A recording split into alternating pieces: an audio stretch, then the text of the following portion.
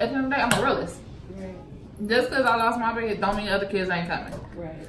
Just because this happened don't mean something else ain't gonna happen. Right.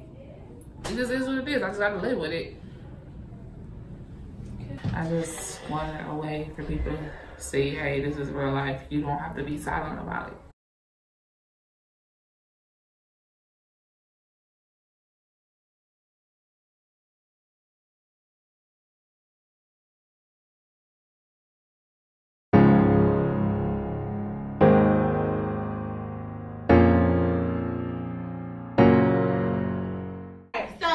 Are y'all ready? I feel like I need that thing. 3, 2, 1. Hey y'all, what's going on? It's me, Akira. Welcome back to my channel. First of all, you already know all the stuff you're supposed to do. Hit the subscribe button, hit the bell. Welcome if you coming back. Hey girl, what's good? How your week been? So as you can see, if you hear the laughs, just cause you know I got folks around me today. But we praise God for friends. We're gonna make another video about how your friends support you and all that good stuff. But anyway, as you can see, I have someone here with me today. You actually might recognize, well, you might not recognize her, but you heard her voice before in one of my other videos. I'll probably insert a clip about that video. Can you think of anything else I need to say, Jessica? Anything? While I'm recording? While I'm here? Oh, you here? I don't know about it. I'll make sure that goes in the video. But this is my best friend. She's literally been my best friend since what, we was 13, 14? Yeah. Forever and a day, okay? It's my best friend, Jessica. Jessica is here. She's good people. Y'all know I don't like being emotional, so I'm gonna try to keep it together today. But it's one of my favorite people on the entire planet. She's here today talking about open womb. Open womb is something that's very near and dear to her, and I'm gonna let her talk a little bit about, you know, what that is and what brought us to this place. Hey, Jessica girl. Hey, girl. So I want you to tell me a little bit about Open Womb, and then we'll talk about how we got here and all that good stuff. So go ahead, start talking. Open Womb is something that God placed in my life after losing both of my kids. After the loss of my daughter, I knew that I was supposed to help people, but I didn't want to help people. I figured, yeah, I mean, I'm a real Christian. So it's like my whole thought process was, I didn't go through this for myself. I went through this to help somebody else through it. But I didn't want to do that. Let's be real about the situation. I didn't want to do that, but it took losing my son for me to be like, Jessica, this is not about you. Step up, step away from your own self. And it wasn't until one good Sunday where I heard, it's gonna sound crazy, y'all, but I heard mommy do this for me. So from that moment, I decided Open Womb was gonna begin. And Open Womb is because, you know, when you have like a womb, like an open cut, wound, and you put like alcohol on it, it still burns. Right. So in essence, open womb, so you know, your stomach areas for us ladies, it's open womb. It's gone. Every time something happens, like a little bit of alcohol getting poured on you, a little sting, it stings. So that's where Open Womb came from. Okay. So can you tell us a little bit about what happened with BJ and Jayana? Okay, so Jayana was my first child. That little girl. This was 5, almost going on 6 years ago. I found out that I was pregnant, which was a crazy day. Really crazy. Found out I was pregnant. Full disclosure, I'm an open book, so full disclosure, at that point I didn't know who the dad was. It could have been this one guy, and it could have been her father. Me being me, I told both of the guys, like, hey, I'm pregnant. It could be you, it could be somebody else. Of course, I sent it in a text message because I was still at work. So I did that. One guy was okay. The other guy was like yelling at me basically. And which is funny enough, that's who turned out to be her father. But, oh, sorry. I didn't know that. You didn't? Oh, keep on. Sorry. Turned out to be her father. And then it wasn't until I had my first ultrasound, that's when I found out who was the dad, because the conception date. Gotcha. I found out that. And you know, I don't delete no text messages, so I know exactly when I made this deal to have sex with this man. So that's how I found out who her dad was. So pregnant. I get to my 6 month, 23 weeks, and I feel something in my stomach. And you know, I'm new to this. This is my first pregnancy. I'm like, what is this feeling? So I woke up one morning, I yelled to my mother, I was like, something don't feel right. Now, mind you, I have already had like gallstone issues during this pregnancy, so I didn't know what it was, but I just know the pain was so bad. So my mother told me to call the labor and delivery. And so they told me, being that I'm a first time mom, they said it's probably nothing. It's probably nothing, and you can come in if you want to. So I went in because I wanted to. Lo and behold, they looking for the baby's heartbeat with the little Doppler thing, and they couldn't hear nothing. Then they say, hold on, let me go get the ultrasound person. They bring the ultrasound person. I'm looking clear as day into the ultrasound thing. I see her, she's not moving. Her, you know, even when a baby is breathing and you see the ultrasound, baby's body is moving up and down. Nothing. I say, Ma, she's not moving. They say, calm down, she's probably asleep. Even if you sleep, your body still be moving up and down because your heart is beating. So it took another person to come in and say, your baby has no heartbeat. I scream. They say I'm dramatic. I scream. At that point, they moved me into another room, and after a whole lot of visits and people, after 12 hours of labor, of course they induced me. The baby came out by herself. And the only people that was in the room was my mother and my best friend. Which was crazy, because all I know is all I said at that moment was, something's out of me. Her head was out, no pushing involved, her head was out. So Kira runs out and finds a doctor, and they come in and say something stupid like, oh, she just needed that one last thing or whatever. So basically, I pushed the placenta. I didn't push out the baby. That was the first one. There was a lot of stuff going on. I didn't really want to see her or hold her at first because it was just hard. The nurse said she's perfect, and in my head I'm thinking, how is she perfect? She's dead. And then I guess later on I realized they meant that she had her 10 toes, 10 fingers and stuff like that. Okay, but she was still dead, so I'm still like, how is she perfect? But in essence, my baby girl was perfect. She taught me something. She taught me how to grow up. Oh, imagine, that was 2013. BJ. So, this one's funny. One day I was sitting in the car with his dad, and I asked him, I said, did you hear me complain about a period?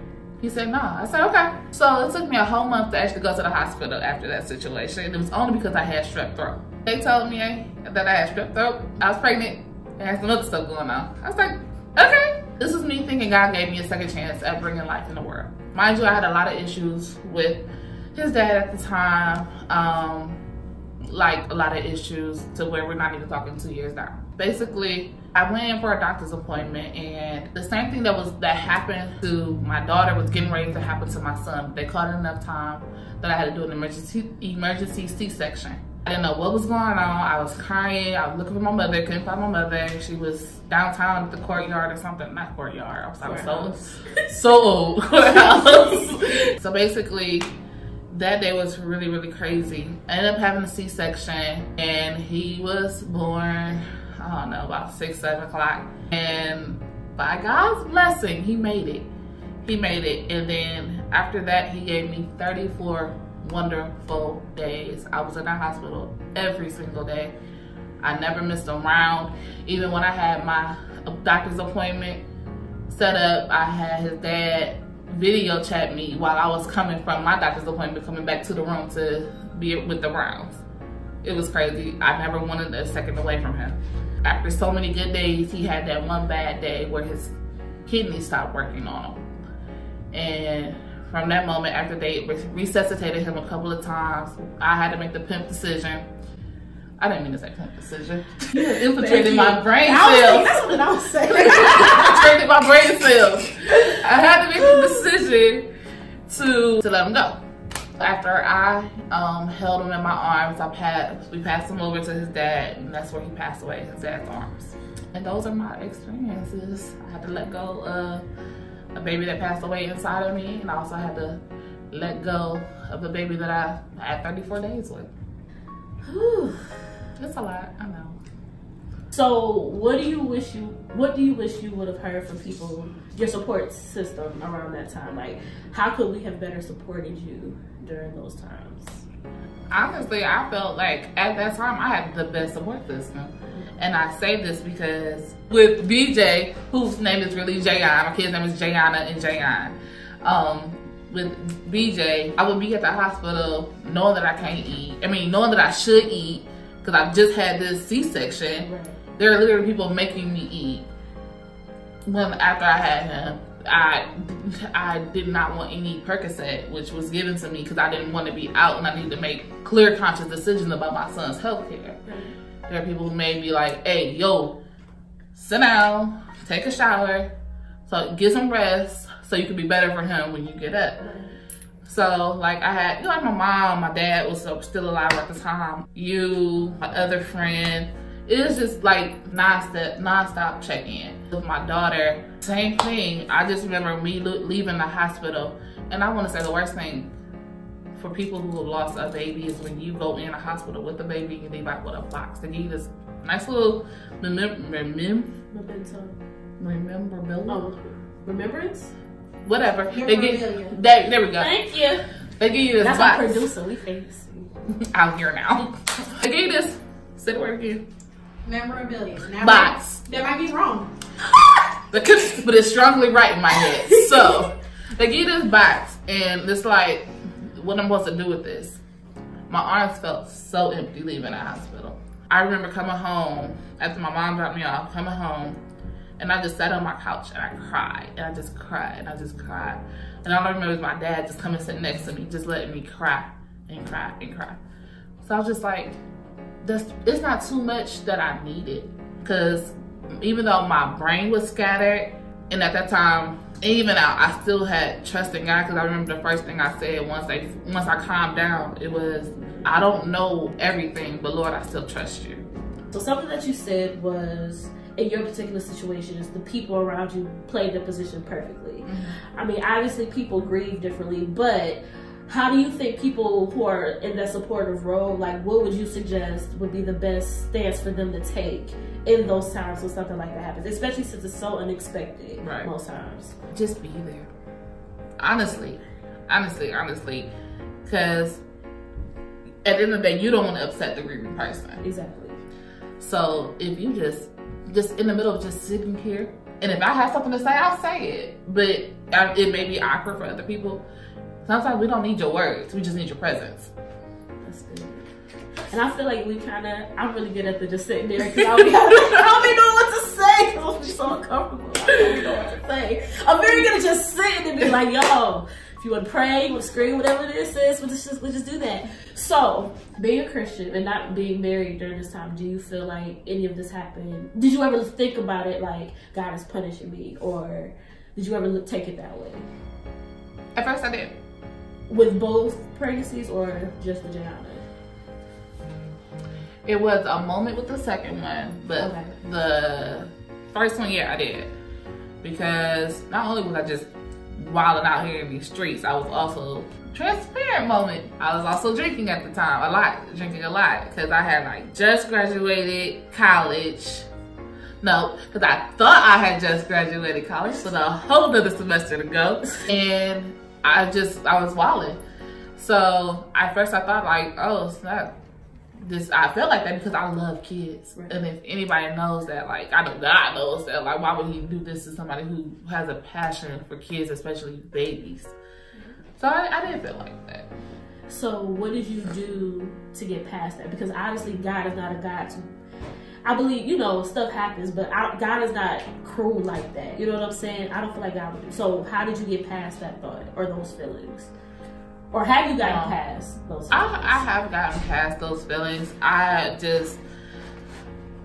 felt like everything happens for a reason. For sure. And I'm one of those people who strongly believe that everything happens for a reason. And Openwomb has just been my reason. I don't have my full reasoning as to why this has happened to me, but in the midst of trying to figure things out, I feel like Openwomb may have not been my punishment per se, but not even a consequence per se, but my new reality. It was birthed from that. Yeah. Those situations. Okay, and how did you know you were ready to tell your story? Or was there like an aha moment? Was it like a situation that came up and you were like, you know what, all right, it's time? Well, I'm always transparent. That's true. I'm always transparent, and I know and I'm not the first person that's lost a baby. I just know when time was when I put myself aside. So, do you think you would want to try again? Oh. Now that's one thing that I've had to battle with, like very, very hardly with, because truth be told, I didn't have the mindset to get pregnant the second time. I didn't have the mindset to get pregnant the first time. But to do this again, like I would tell anybody else, if once I get married, because I refuse to have another baby outside of wedlock, let's start there. Why is that something you're so like, I'm not doing that again? My pregnancies were horrible. Okay. They were. So you said even before like those situations, like just even from initial to like, because both times were around 6 months. So even like that whole time, it was crazy. I was dealing with a whole lot of stuff I shouldn't have had to deal with. My daughter's father was already inside another relationship at the time that I found out I was pregnant. My son's father, if you know that they're two different people, I don't need to do that with my life anymore. My son's father went through a lot of stuff when I was pregnant with my son. And even before that, I don't want to live. I don't want to do that again without somebody that's committed to me, committed to this baby, committed to this pregnancy, committed to this life. I don't want to put myself through that again. Once I get married and then me and my husband decide, hey, let's believe God that this is going to be it, or if I'm just going to adopt. So whatever comes after I get married, because if it was up to me, like right now, I know that I'm not ever getting married in life, that no man will ever want me, I would say no and go ahead and get this uterus out of me, because I don't want to use it. So I know at one point a little bit we were talking about, well, you were telling the story, you were saying how the medical staff, first they said, well, if you want to come in, you can, because that's what made me mad. And then later when they were like, well, she's perfect. The medical staff that you were dealing with during that time, is there anything they could have done better? Or are there things that you were like, you know, this was absolutely the right move to make? Like throughout both situations, are there things that could have been done differently that you think would have made the situation a little bit easier to handle for you? Well, the first one, that's where all the other stuff came from. I just feel like they need to be better than first time moms. I understand that we may worry a lot, but if I'm coming to you, I don't need you to hear if you want to. Come in. I know it's gonna take a lot out of you for you to check on me. But if I'm calling you, I'm feeling some type of worry about my child, my life, what's going on. Make me feel comfortable with coming in. Don't make me, because what if I didn't go in? What if I stayed home? But we don't know how long my daughter been dead inside of me. So that could have affected me. And then when your body has this foreign object that's not doing anything with your life, that makes you sick. So in essence, if I didn't go in when I went in, I wouldn't be sitting here next to you right now. So choose, if any medical professional is watching this video, choose your words when you're talking to somebody about healthcare. Honestly, because that can kill somebody, or that can keep somebody alive. And I've heard, I forget where I heard it. It was this man, I think, speaking to Congress. He was talking about how the medical professionals, like, for whatever reason, medical professionals believe that Black women like handle pain differently, or we're like these strong, like super like whatever beings that just don't know how to handle pain. And because of that, for whatever reason, we aren't taking that seriously when something says it hurts, or we're not taking that seriously when we say, hey, something is wrong. So I think it's really important, as someone who is a supporter of someone who's been through something like this, if I say something's a problem, you need to come, you get paid to see what's going on. Like, we're not at, this is the volunteer work. Right. This is what you went to school for. just check. I would rather you say, girl, see, there's nothing wrong, versus you say, oh, well, dang, I should have checked on you 3 hours ago, and now here we are. That's a problem. So for someone who's recently gone through this, or who's starting to go through this, or as someone's support system as they're going through, what would your words of encouragement be, or what's some tips to help kind of make the situation a little easier? So for the people that are around the person, I would say just be there. And they're telling you that they're okay. They lie. They're not lying, Okay. but still check on them. Okay. Because that's what happens after there's a loss. At first you get this huge rush of people trying to say, hey, if you need anything, here I am, blase, blase. But it's those quiet moments when there's nobody around that makes your mind go freaking crazy. So just randomly text them like, hey, you okay? What's going on? You good? You need anything? That's what I would suggest, you know, and don't overwhelm them, because I mean, I understand that, you know, you may be close to this person, but there are other people who are still trying to like be in their face. Cause honestly, I just realized I had a whole lot of unreturned messages from when my son passed away 3 years ago that I just saw this year. That's how overwhelmed I was in the situation. Oddly enough, it'll be 3 years to date in 10 days. But for the women that have been going, or that is going through this, or are going through this, I would say, you're not alone. Let's start there. I know it hurts. I know it cuts like a freaking knife, but eventually it gets better. Eventually you'll learn how to live and not just exist. Eventually you'll put a smile on your face, a real smile, and not just want to please other people. And you could talk about it. Don't be afraid to talk about it. If you haven't given your baby a name, give your baby a name, because that baby is yours.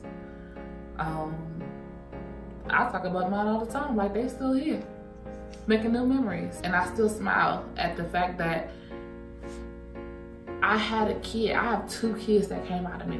No, they may not be here still on earth, but I created life for 6 months. And that's a blessing to me. And don't let people affect what you do in life. Please don't.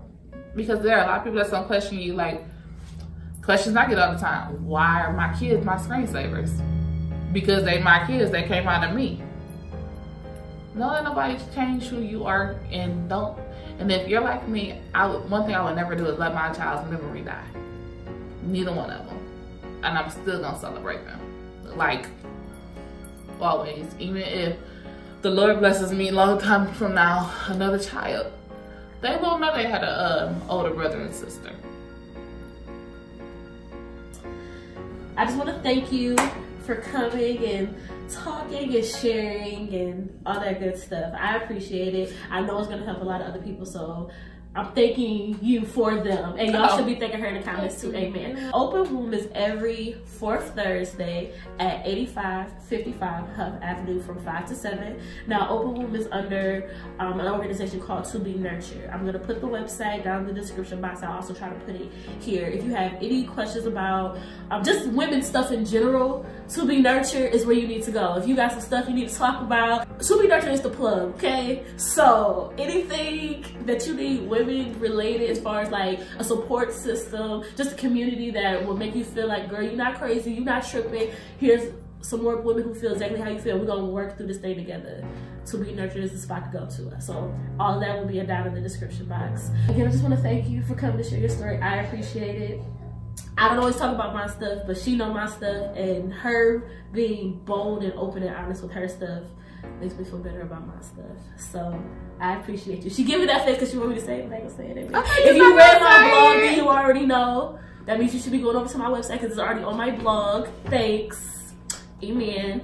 So, and like I always say, if you're running your race at God's pace, then you're exactly where you're supposed to be. So, bye y'all. You gotta say bye? Bye. Jessica. She's acting.